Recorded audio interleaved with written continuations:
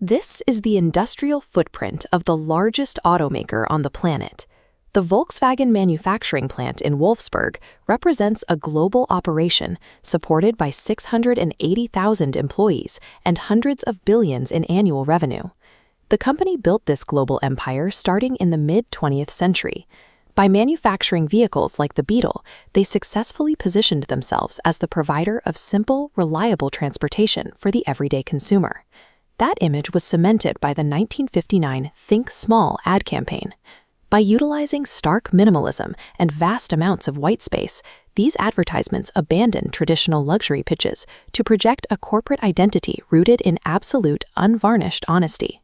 By 2015, Volkswagen was leveraging that accumulated public trust to launch a new line of diesel cars. Their marketing promised a clean diesel miracle, engines that delivered high performance and fuel efficiency while remaining exceptionally environmentally friendly. To verify these claims, an independent research team at West Virginia University, led by Arvind Thruvengadam, conducted a series of on-road tests to measure the real-world emissions of these vehicles. The results exposed a massive discrepancy. This chart shows the average nitrogen oxide emissions of 2011 Jetta and 2012 Passat models during on-road testing, revealing levels that far exceeded the profile Volkswagen advertised to the public. Real-world testing proved these cars were emitting toxic gases well above the United States legal limit. In rural and urban environments, the nitrogen oxide output reached 37 and 38 times the permitted threshold. The researchers repeated their tests to ensure the data was accurate. Every round of testing confirmed that the high emissions were the result of a deliberate feature in the software designed to bypass environmental controls. The discovery raised a difficult question. How could a clean engine produce such a massive volume of pollutants without being detected? Diesel engineering involves a strict trade-off between power, fuel efficiency, and clean emissions. Maximizing two factors comes at the expense of the third. Volkswagen bypassed these constraints using a digital defeat device, a software designed to detect testing and artificially adjust the vehicle's performance. This technical diagram of a Volkswagen Golf shows how programmers coded the main computer to recognize emissions tests. During testing, the computer engaged the nitrogen oxide trap, reducing toxic output. On the open road, the software deactivated the trap to maintain power, releasing pollutants freely. This software was installed in millions of vehicles, specifically to deceive federal agencies, like the Environmental Protection Agency, allowing Volkswagen to sell cars that would have otherwise failed to meet legal standards. Implementing this code across multiple model years suggests a calculated corporate strategy that prioritized market dominance over the integrity of environmental regulations. This strategy of manipulation was consistent with a corporate culture known for utilizing aggressive tactics to control markets. During the 2008 financial crisis, Volkswagen and Porsche utilized secret maneuvering that cornered the market, wiping out $30 billion from short sellers almost overnight. Despite this history, national regulators failed to investigate, even as environmental groups warned for years that laboratory tests did not match real-world road emissions. To explain this lack of oversight, analysts point to the close relationship between the European auto industry and the governments that regulate it.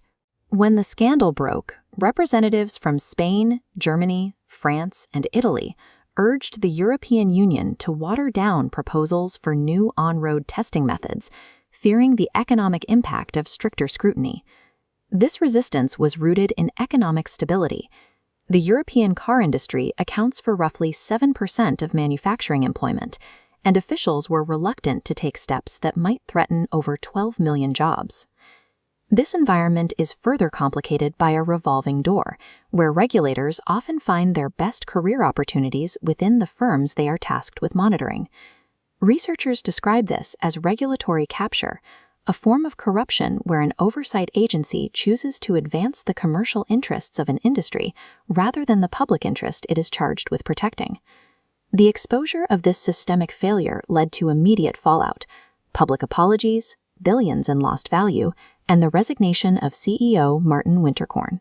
For a global brand caught in a multi-billion-dollar deception, the road to rebuilding public trust requires more than just an executive change.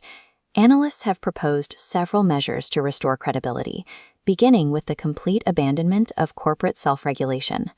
One proposed solution involves joining independent verification agencies.